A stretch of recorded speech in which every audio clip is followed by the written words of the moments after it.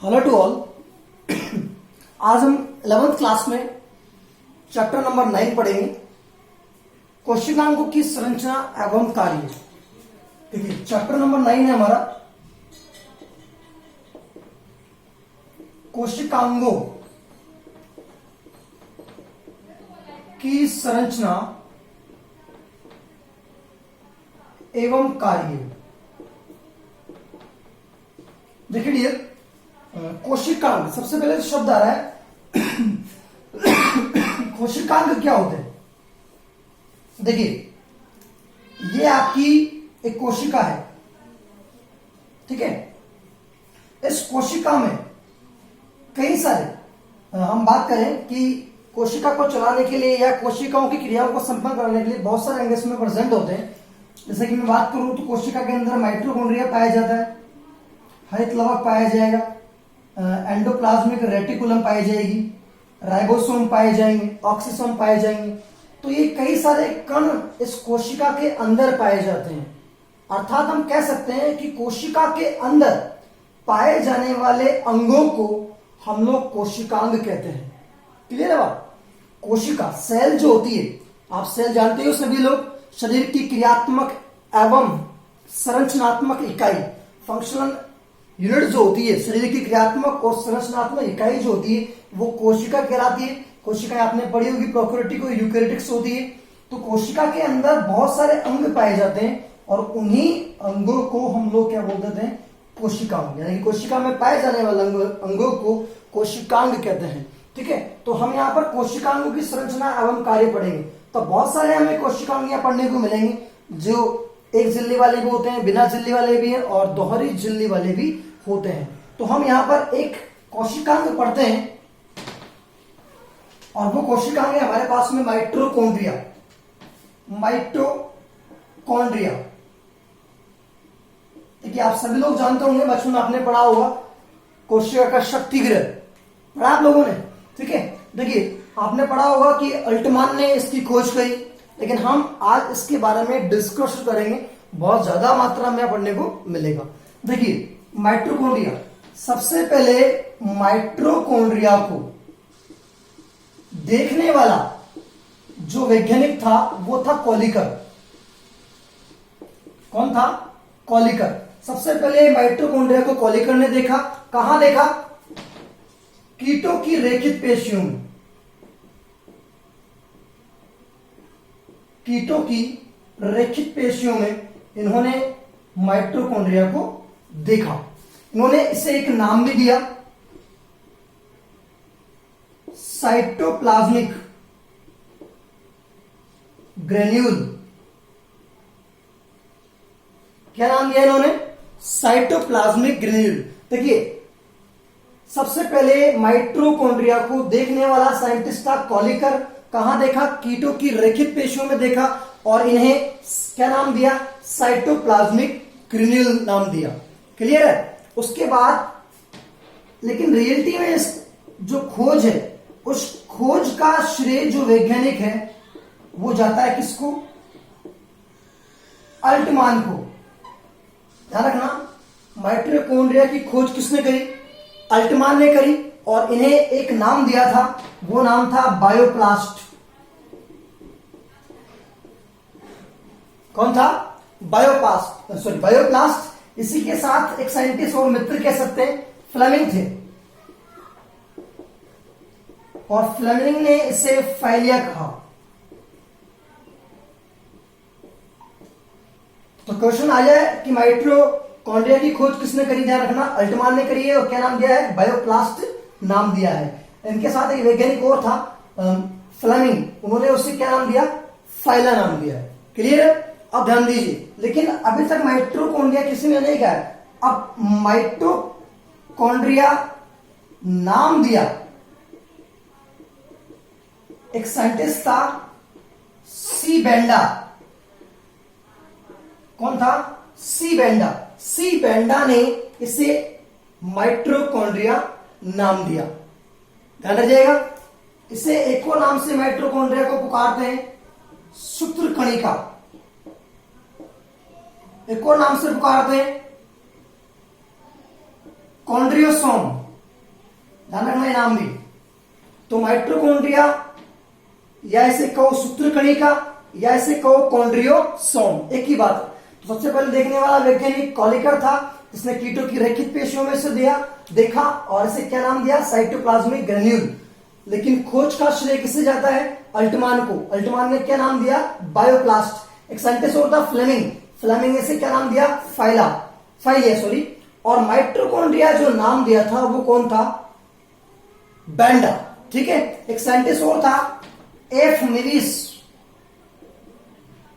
ध्यान रखना, एफ मिविस जो साइंटिस्ट था, इन्होंने सबसे पहले प्लांट सेल में माइटोकॉन्ड्रिया को देखा था। जंतु कोशिका में किसने देखा, अल्टमान ने, और प्लांट कोशिका में किसने देखा, एफ मिविस ने। ध्यान रखिएगा। अगर मैं इसकी संख्या की बात करूं, भाई संख्या कितनी कितनी होती है इसकी, देखिए सामान्यतः एक कोशिका में इनकी संख्या होती है हमारे पास में संख्या 1000 से लेकर 1600 प्रति सेल सामान्यतया होती है, ठीक है, सामान्यतया। लेकिन कई बार यह संख्या 50 से लेके 50,000 तक भी हो सकती है प्रति सेल एक कोशिका में। एग्जांपल देना चाहूंगा, चेओस एक ज़ैंड अमीबा है, भीमकाय अमीबा, ऐसा अमीबा जिसको हम आंखों से देख सकते हैं, ठीक है, सबसे बड़ा अमीबा भी इसको कहा जाता है। इसके अंदर माइटोकॉन्ड्रिया की संख्या एक सेल में कितनी होती है, 50,000 प्रति सेल। ध्यान रखिएगा।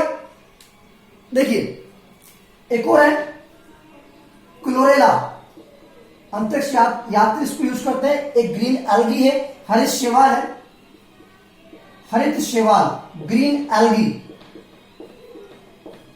ठीक है। एक और है हमारे पास में माइक्रो एस्टेरियस,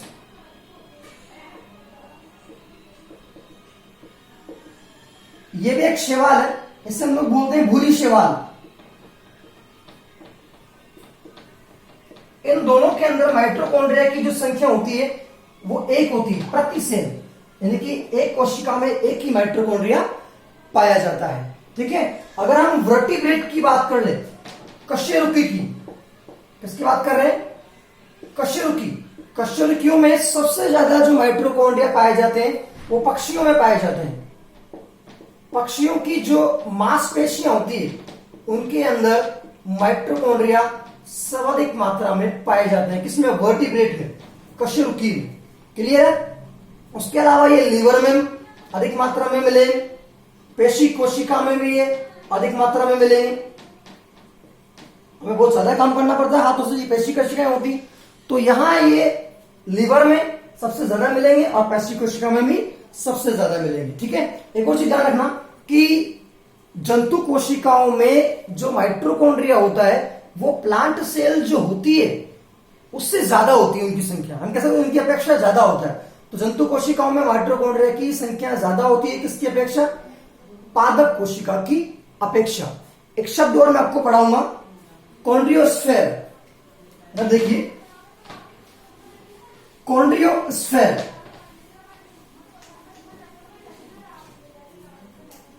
कॉन्ड्रियोस्फेयर क्या होता है, कॉन्ड्रियोस्फेयर। देखिए आपने स्कर्वी रोग का नाम सुना है। जब स्कर्वी रोग हो जाता है ना तो क्या होता है कि जो माइटोकॉन्ड्रिया होते हैं उन माइटोकॉन्ड्रिया के समूह बन जाते हैं। क्या बन जाते हैं, समूह। और ये समूह मिलकर ट्यूमर या गांठ का निर्माण करते हैं।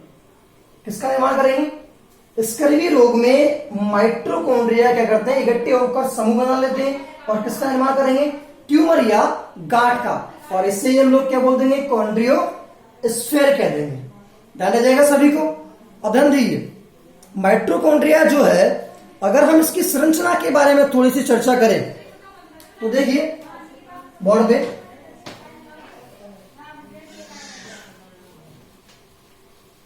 माइटोकॉन्ड्रिया वैसे तो सामान्यतः कैसा होता है, बेलनाकार,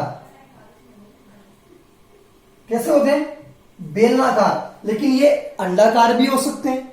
ध्यान रह जाएगा, माइटोकॉन्ड्रिया जो है दोहरी झिल्ली से घिरा हुआ एक कोशिकांग है। कितनी मेम्ब्रेन पाई जाएगी? 2। एक बाहरी मेम्ब्रेन, ये वाली सबसे बाहरी जो मेम्ब्रेन है इसे बाहरी झिल्ली बोलेंगे। माइटोकॉन्ड्रिया 2 झिल्लियों से घिरा हुआ क्या है? एक कोशिकांग है। एक तो बाहरी झिल्ली और ये एक आंतरिक झिल्ली।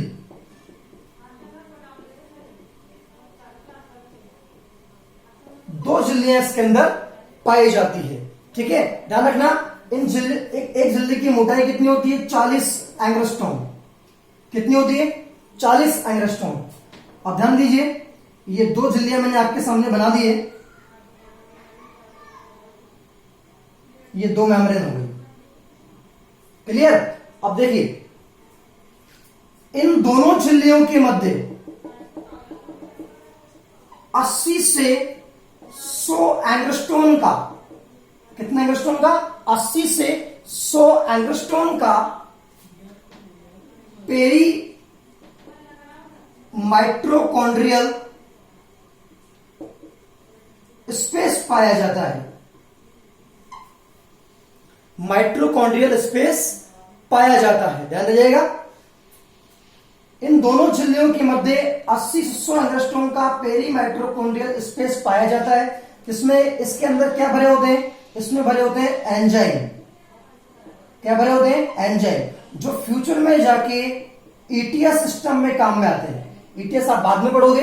ईटीएस इलेक्ट्रॉन ट्रांसफर सिस्टम होता है। ठीक है, तो वही एंजाइम वहां जाके काम आते हैं। तो दोनों झिल्लियों के मध्य अवकाश पाया जाता है, जिसे पेरिकार्डियल स्पेस कहते हैं। 80 से 100 एंगस्ट्रॉम का ये होता है। ध्यान जाएगा। अब देखिए, ये जो आंतरिक झिल्ली है इसकी सतह चिकनी होती है और इस चिकनी सतह पे कण पाए जाते हैं।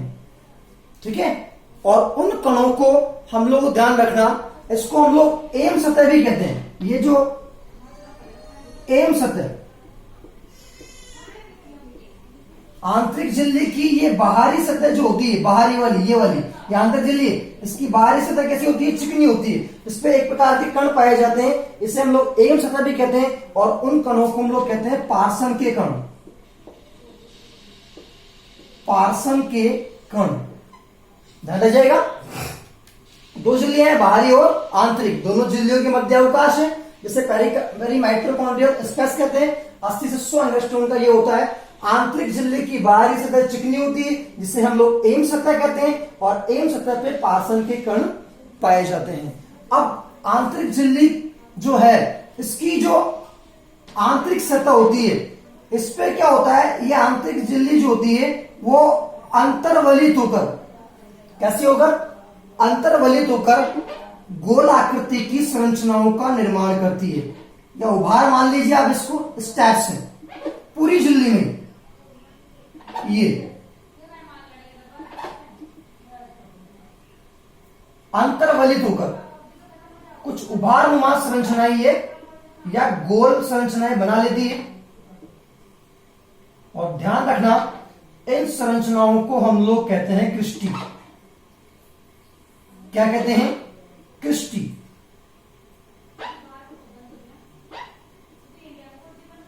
तो ये क्या कहलाती है? ध्यान रखना, इसको बोलते हैं हम क्रिस्टी। ठीक है, ये क्रिस्टी होती है। इस क्रिस्टी पे कुछ तंतुनुमा संरचनाएं बन जाती है, तंतुनुमा प्रवर्ध बन जाते हैं सभी पे। इस पे नहीं, इस पे बन जाएंगे, इस पे बन जाएंगे, सभी की बात कर रहा हूं मैं ना, इस टाइप से। ठीक है, इन तंतुनुमा संरचनाओं को हम लोग कहते हैं फ्रिम्बी। फ्रिम्बी क्या बोलते हैं? फ्रिम्बी। और इन फ्रिम्बी की सतह पे कण पाए जाते हैं, इस टाइप से सभी जगह। ठीक है, एक को मैं खुद बता रहा हूं। और इन्हीं कणों को हम लोग कहते हैं क्या? F1 कण, या इन्हें एक और नाम से पुकारा जाता है ऑक्सीसोम। एक नंबर में पूछा गया क्वेश्चन है। तो F1 कण किसे कहते हैं?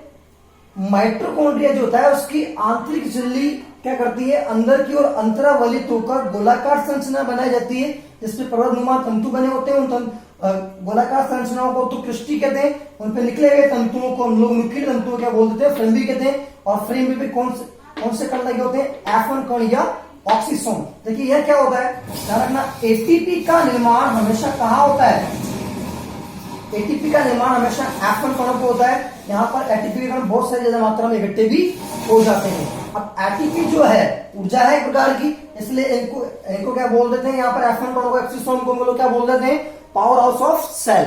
ठीक है, इसलिए कहते हैं उसको माइटोकॉन्ड्रिया कोशिका का शक्ति गृह, क्योंकि एटीपी का निर्माण कहाँ हो रहा है, F1 या ऑक्सीसोम पे। ध्यान रखिएगा, ठीक है, ध्यान रखना। एक ये दो कण है, इन दोनों कणों की जो बीच की दूरी होती है वो लगभग होती है 100 एंगस्ट्रॉम। ध्यान रखिएगा। अब माइटोकॉन्ड्रिया का अंदर का जो भाग बच जाता है और एक्स्ट्रा बचा हुआ भाग, ये कहलाता है मैट्रिक्स। क्या कहलाता है, मैट्रिक्स। और इस मैट्रिक्स में ध्यान रखना, सर्वाधिक मात्रा में क्या पाया जाएगा, सर्वाधिक मात्रा में यहां पाया जाता है प्रोटीन, लगभग 75%। फिर इसमें होता है लिपिड, लगभग 20 से 25%। फिर इसमें पाया जाएगा डीएनए, फिर पाया जाएगा आरएनए, और ध्यान रखना 70S राइबोसोम इसके अंदर पाए जाते हैं। ध्यान रख जाएगा। तो इसका अंदर का जो भाग होता है वो क्या कहलाएगा, मैट्रिक्स कहलाएगा। और मैट्रिक्स में हम लोग क्या पाए जाएंगे, प्रोटीन, लिपिड, डीएनए, आरएनए और 70S राइबोसोम। ध्यान रखना, इसके अंदर माइटोकॉन्ड्रिया में एक अतिरिक्त डीएनए और पाया जाता है, मुख्य डीएनए के अलावा एक अतिरिक्त डीएनए और पाया जाता है। ध्यान रखना, किसी भी कोशिका में अगर मेन डीएनए के अलावा अतिरिक्त डीएनए पाया जाता है तो उसे कहते हैं प्लाज्मिड।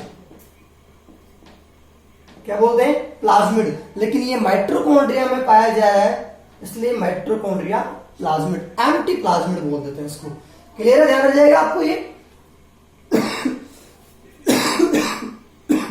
अब अगर हम इसके फंक्शंस की बात कर ले, मैं एक बार और आपको क्लियर कर देता हूं। माइटोकॉन्ड्रिया दो झिल्लियों से घिरा हुआ कोशिका में, बाहरी झिल्ली और आंतरिक झिल्ली। आंतरिक झिल्ली की बाहरी सतह चिकनी होती है, जिसे हम एम सतह कहते हैं, इस पर पार्सन के कण पाए जाते हैं। आंतरिक झिल्ली क्या करती है, अंदर की ओर अंतर्वलित गोलनुमा संरचनाओं का निर्माण करती है, जिसे क्रिस्टी कहते हैं। क्रिस्टी की सतह पर नुकीले प्रवर्ध निकले होते हैं, तंतु निकले होते हैं, जिन्हें हम फ्रिम्बी कहते हैं। और फ्रिम्बी पे कौन से कण पाए जाते हैं, F1 कण या ऑक्सीसोम पाए जाते हैं। यानी कि फ्रिम्बी की सतह पर पाए जाने वाले कणों को F1 कण या ऑक्सीसोम कहते हैं। F1 कण या ऑक्सीसोम में ध्यान रखना किसका निर्माण होता है, एटीपी का निर्माण होता है। और ये क्रिया ध्यान रखना, अगर मैं आपको बता दूं, ये क्रिया कहलाती है ऑक्सीकारी फास्फोरिलीकरण। ऑक्सीकारी फास्फोरिलीकरण एटीपी के निर्माण की प्रक्रिया यहाँ पे, ठीक है। इसके ध्यान रखना, इसके अलावा इसके अंदर क्या होता है, इसमें मैट्रिक्स भरा होता है। इस मैट्रिक्स में protein, lipid, DNA, RNA, 70S ribosome पाए जाते हैं। मुख्य डीएनए के अलावा इसमें एक अतिरिक्त डीएनए और पाया जाता है, उसे हम लोग प्लाज्मिड कहते हैं। माइटोकॉन्ड्रिया में इसलिए एम्प्टी प्लाज्मिड को नाम देते हैं। दो झिल्लियां, दोनों झिल्लियों के मध्य जो अवकाश होता है उसे हम लोग क्या बोलते हैं, पेरिकॉन्डियल स्पेस कहते हैं, ठीक है। 80 से 100 एंगस्ट्रॉम का ये होता है। एक झिल्ली की, दोनों झिल्ली की मोटाई 40 एंगस्ट्रॉम होती है, ध्यान रखना। अगर हम इसके कार्यों की बात कर ले तो ध्यान रखना, आपको पता है F1 कण में क्या बनती है, एटीपी बनती है, इसलिए हम लोग क्या बोल देंगे, ध्यान रखना, F1 कण में एटीपी बनती है, तो ध्यान रखना इस क्रिया को हम लोग बोलते हैं ऑक्सीकारी फास्फोरिलीकरण कहते हैं। अर्थात इसलिए माइटोकॉन्ड्रिया को ही हम लोग क्या बोलते हैं, पावर हाउस ऑफ सेल कह देते हैं। ध्यान रख जाएगा। दूसरा कार्य मैं बताऊं, आपने अंडा देखा है, अंडे में ध्यान रखना, अंडे के अंदर पित्त का जो निर्माण होता है वो भी माइटोकॉन्ड्रिया के द्वारा ही होता है। आपने स्पर्म का नाम सुना है, शुक्राणु, स्पर्म। अब ध्यान रखना, शुक्राणु जो गति करता है, मूव करता है, वो भी किसके द्वारा करता है, माइटोकॉन्ड्रिया के द्वारा करती है। क्योंकि शुक्राणु जो होता है उसकी पूंछ में एक माइटोकॉन्ड्रिया की सर्पिलाकार वलय पाई जाती है, उस सर्पिलाकार वलय को कहते हैं नैवेन कणाक्षर। इसके द्वारा ये मूव करता हुआ एक स्थान से दूसरे स्थान पर पहुंच जाता है, ठीक है।